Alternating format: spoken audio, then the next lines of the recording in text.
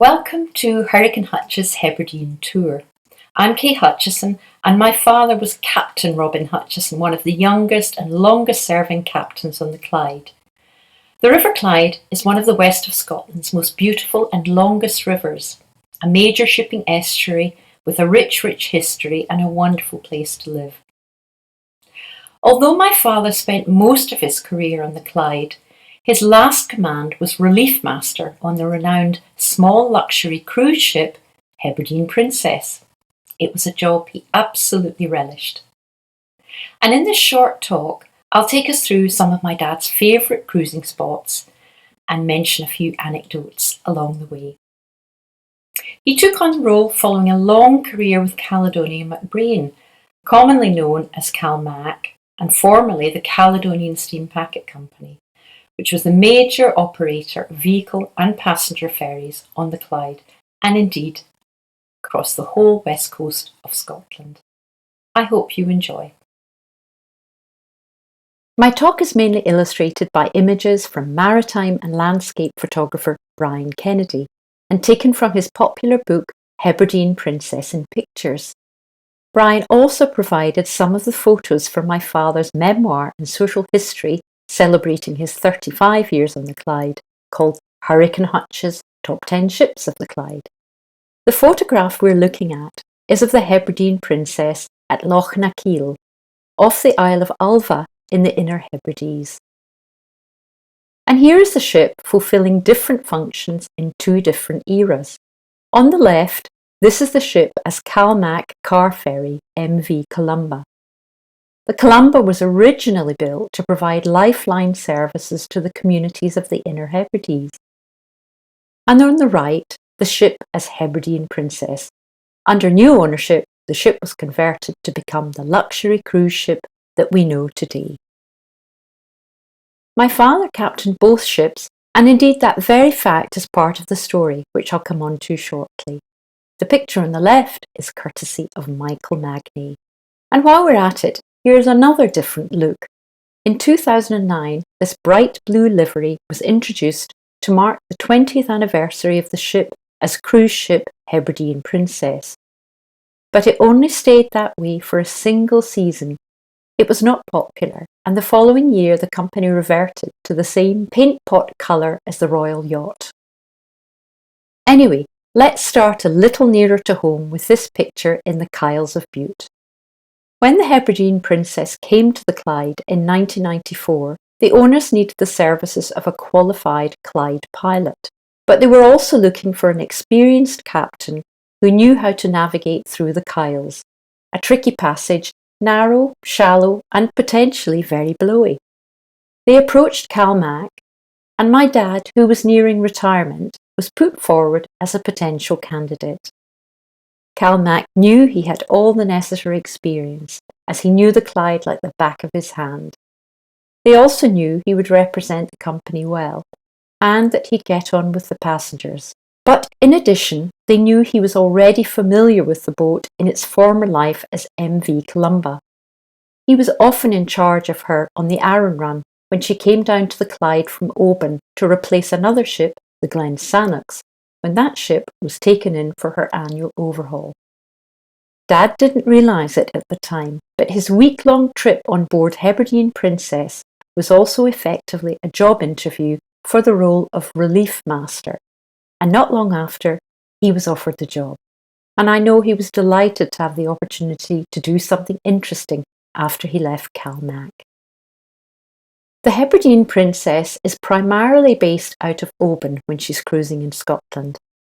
Here she is in the bright evening sunlight with Oban's famous McCaig's Folly up on the hill. There's usually quite a quick turnaround between trips, with the previous week's passengers disembarking mid-morning and everything needing to be turned around, ready for the new guests only a few hours later. This meant my dad having only an hour or so off between trips. My poor mother would dutifully drive up from our home in Greenock with only the dog for company. In those days, she could use what were called the streakers, as they were super fast ferries across to Dunoon, which was just as well, because even taking the streakers, it was still a 4-hour round trip to Oban. and all just to say a quick hello. When she got there, it was always a heartwarming scene. The minute Dad saw her on the quayside, he'd stop whatever he was doing to rush over, smiling and calling out so everyone could hear, "Oh, hello, my darling, I've missed you so much."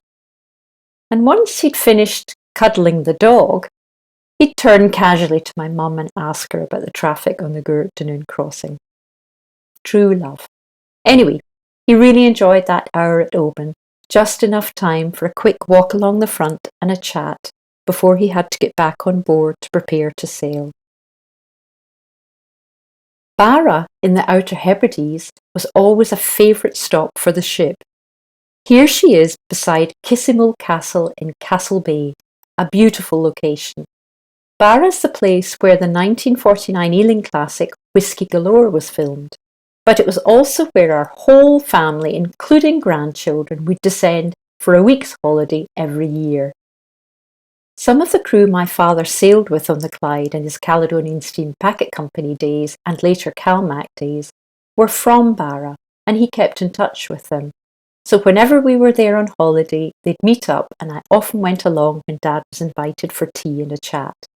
Over the years, we stayed at different places around the island. One year, we stayed at the Tangasdale Beach Cottages right beside the Isle of Barra Hotel. It's a truly spectacular setting, looking out over the Atlantic. But that year, even although we were right next door, we didn't venture into the hotel. Evidently, a couple of weeks before, Hebridean Princess had been laying over at Castle Bay. And that evening, one of the Stuarts had got into an altercation with the locals in the public bar. Turns out the steward was a black belt in karate and came off rather better than the locals. So Dad thought it best to give the hotel a miss that year. A cruise always conjures up images of incredible places and always in beautiful weather like this. This is St Kilda, and although my father sailed there a couple of times on the Hebridean Princess, this isn't a view he ever saw. In fact, sea conditions were so bad when Dad visited that it was impossible to land safely. My father was occasionally referred to as Hurricane Hutch because he seemed to be able to sail safely in any weather. That was great for people needing to get from A to B quickly, but on the Hebridean Princess it was quite different. The priority was to give passengers an unforgettable experience, and Dad always talked about the schedules having to be very flexible in order to do this, regularly reviewing the weather, the sea and wind conditions, and checking the charts to make it all work. It was less about ticking off places on the itinerary, more about finding interesting places where they could land safely morning and afternoon, whatever the sea conditions. And in the evening, it was important to find an anchorage like this that would be stable enough for the crew to serve a relaxed dinner to happy guests who'd then enjoy a comfortable night's sleep. They certainly didn't want them all throwing up over the side. And now for a stop-off at the wonderful island of Arran. It's known as Scotland in miniature as it has such a range of landscapes, both highland and island scenery, with rolling lush farmland to the south and granite peaks and deep glens in the north. During his many years with Calmac, Dad was frequently posted to the Arran service. It was a week-long stint with the boat berthed overnights at the main town of Brodick, ready for the early morning ferry runs to the mainland. Because of this, he was very connected to the people, who he referred to as the Arranites. He always had a few funny Arran stories to tell, and spoke fondly of the place and the people. And so he loved returning there with Hebridean Princess. Here she is at anchor, with the Arran Hills in the distance. Incidentally, Dad often said he was very doubtful about the choice of Ardrossan as the mainland pier for the Arran run, that Fairlie, further up the coast towards Largs, would have been a much better, more sheltered harbour for the ferry crossing. Yes, the sail might take a bit longer, but there would certainly have been far less disruption, as anyone that follows the local Arran news will know. Here's our ship at Oban's Lighthouse Pier, with plenty of yachts in the background, and there's a reason for picking this shot.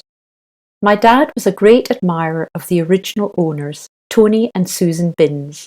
They originally ran a canal boat company down south, but they spent their own holidays on their yacht sailing around the Inner Hebrides, visiting all these beautiful out-of-the-way places: Tobermory, Gairloch, Ullapool, the islands.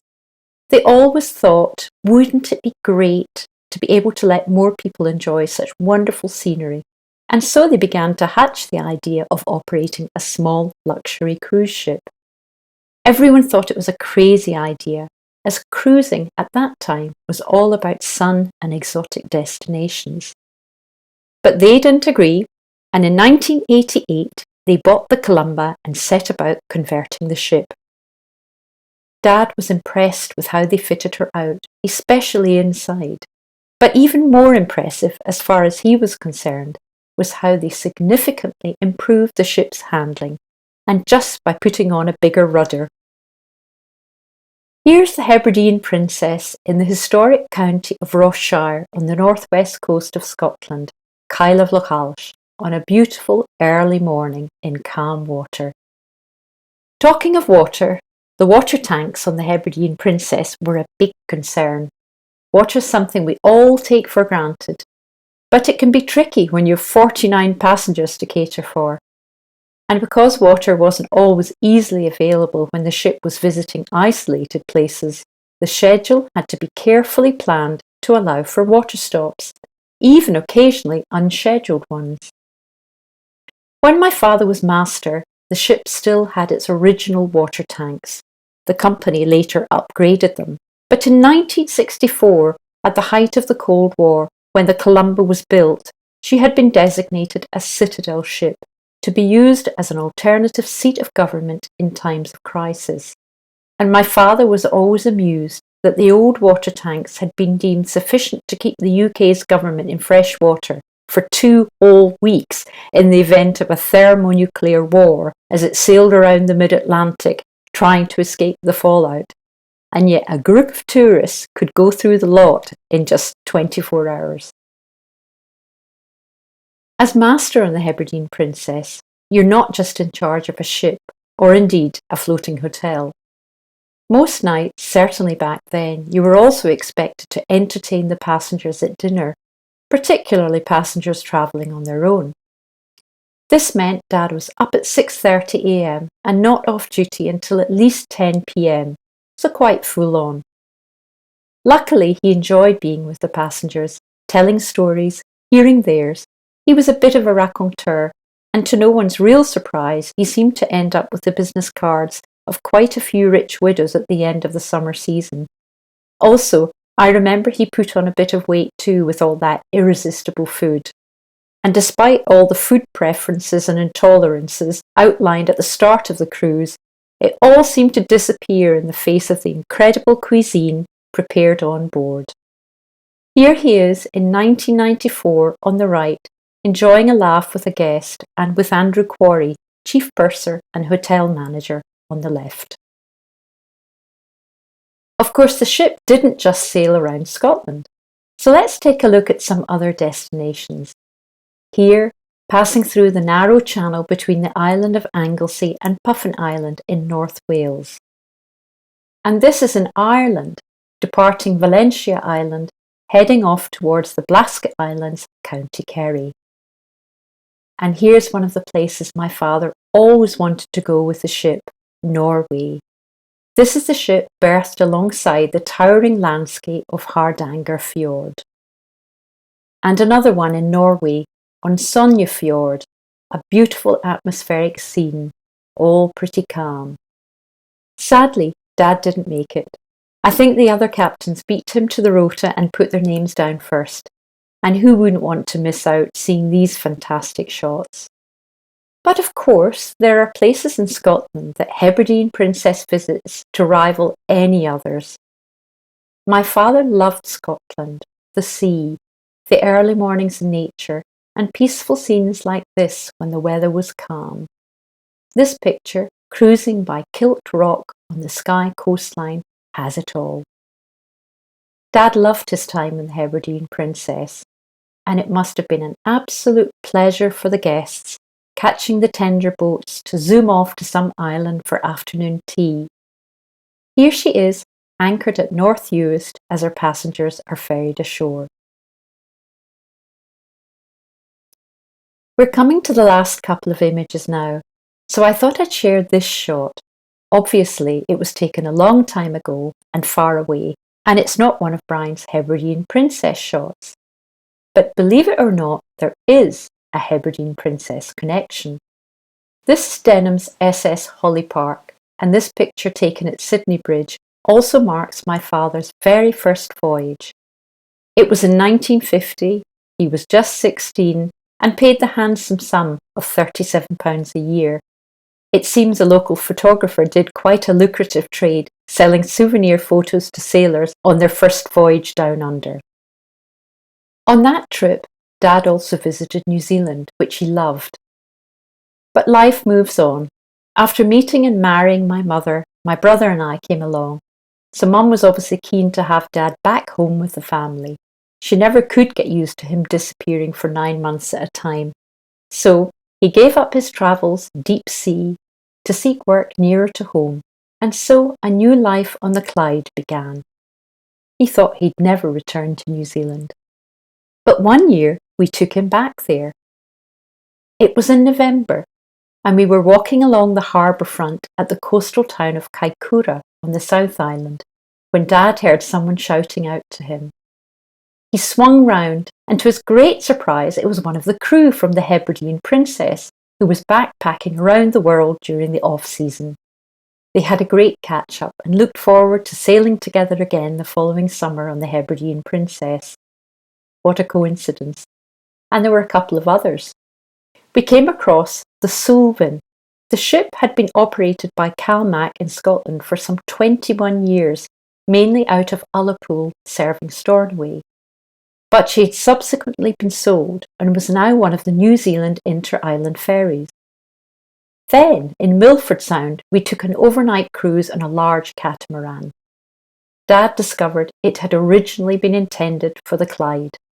We were even shown the engineering drawings, where she was identified as the Maid of Rothsay. My dad couldn't believe it, saying it was entirely unsuited to the Clyde. I'd like to finish with this shot of the Hebridean Princess in the evening light, berthed alongside the pretty village of Fjærland in Fjærlands Fjord in Norway. I hope you've enjoyed a cruise through a few of my father's trips and anecdotes, and my very grateful thanks to Bryan Kennedy for his wonderful photography. His book, Hebridean Princess in Pictures, is out. The information is below. And if you're interested in Hurricane Hutch's top 10 ships of the Clyde, remember it's not just about ships, it's also about the people and the places, and really about a social history of a fast fading time on the Clyde. And last but not least, just to remind you that actor Bill Patterson did a wonderful narration on the audiobook. It's on Audible or on CD. And Bill actually said reading it was a labour of love. Thank you very much for watching.